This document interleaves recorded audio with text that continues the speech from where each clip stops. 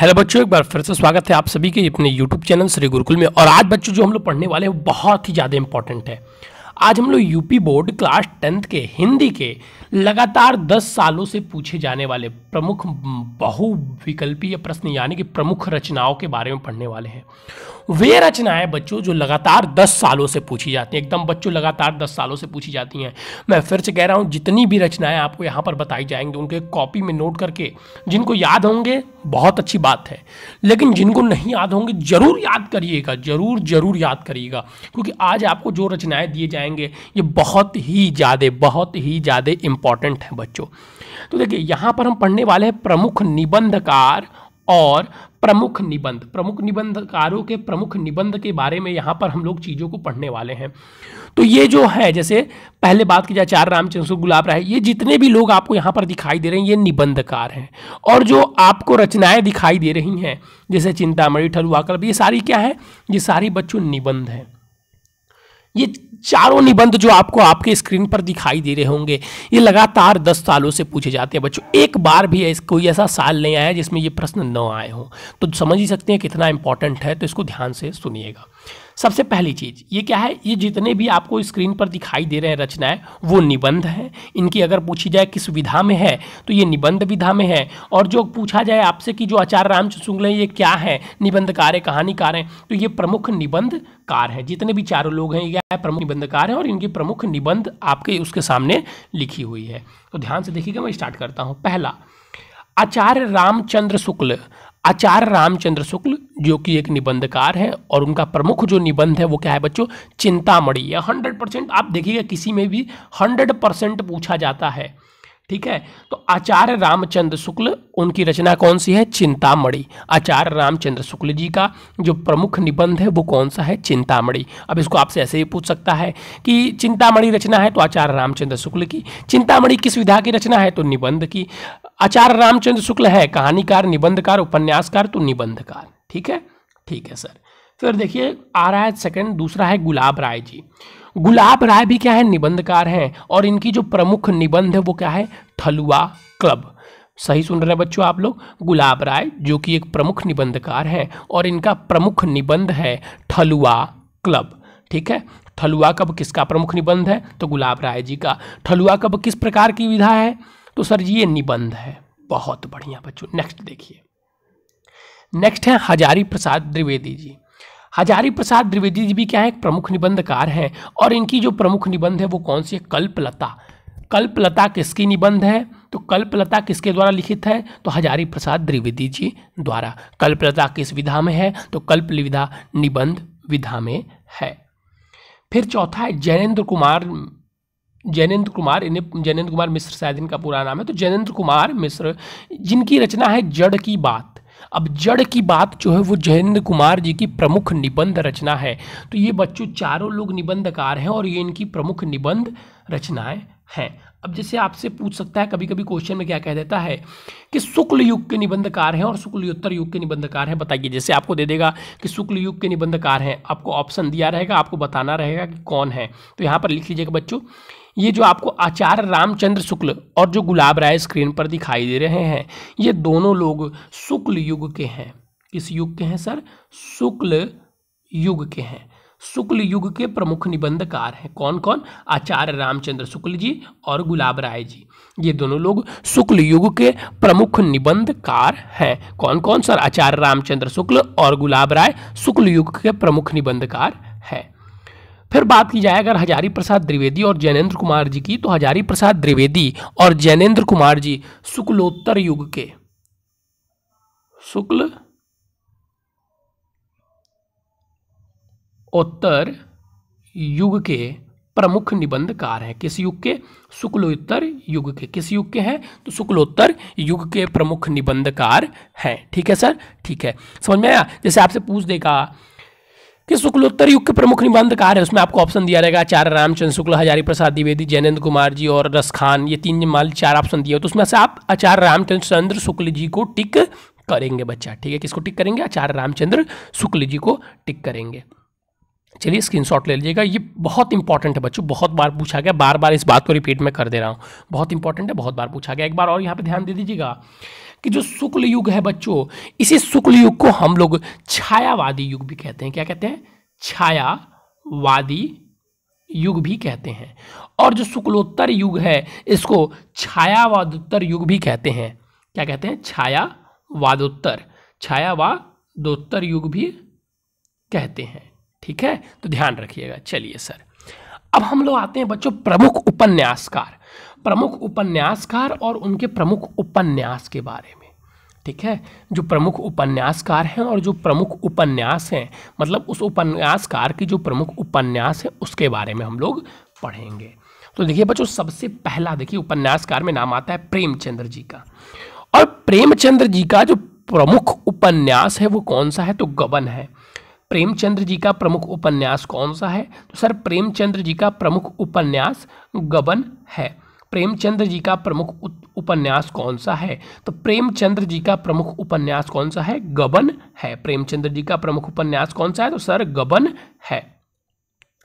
दूसरा है आचार्य चतुर्सेन शास्त्री।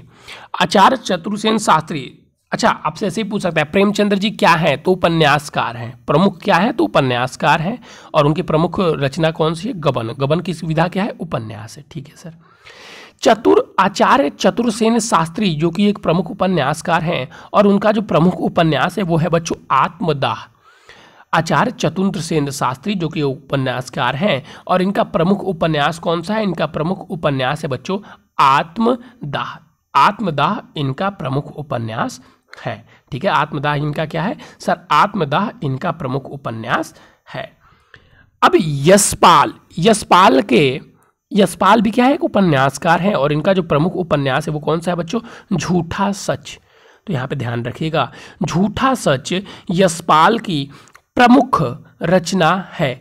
झूठा सच यशपाल की प्रमुख रचना है। झूठा सच यशपाल की प्रमुख रचना है। और यशपाल किस प्रकार के लेखक हैं? तो उपन्यासकार हैं, प्रमुख उपन्यासकार हैं। और उनका प्रमुख उपन्यास कौन सा है? झूठा सच। झूठा सच की विधा क्या है? तो उपन्यास। बहुत बढ़िया बच्चों। भगवती चरण वर्मा जो कि एक उपन्यासकार हैं और इनकी प्रमुख उपन्यास है भूले बिसरे चित्र। भूले बिसरे चित्र किसकी रचना है? तो भगवती चरण वर्मा की रचना है। भगवती चरण वर्मा की रचना है कौन सा? भूले बिसरे चित्र। अब इसमें भी बच्चे ध्यान दे दीजिएगा कि ये दोनों जो लेखक और जो रचनाएं हैं ये शुक्ल युग की है और फिर नीचे की दोनों जो रचनाएं वो किस युग की है? शुक्लोत्तर युग की है। ठीक है, ध्यान रखिएगा। तो अगर आपसे पूछता है शुक्लोत्तर युग के दो प्रमुख निबंधकार, तो प्रेमचंद्र जी, आचार्य चतुर्सेन शास्त्री, और शुक्लोत्तर युग के तो यशपाल और भगवती चरण वर्मा। ठीक है सर। आइए हम लोग नेक्स्ट पे चलते हैं।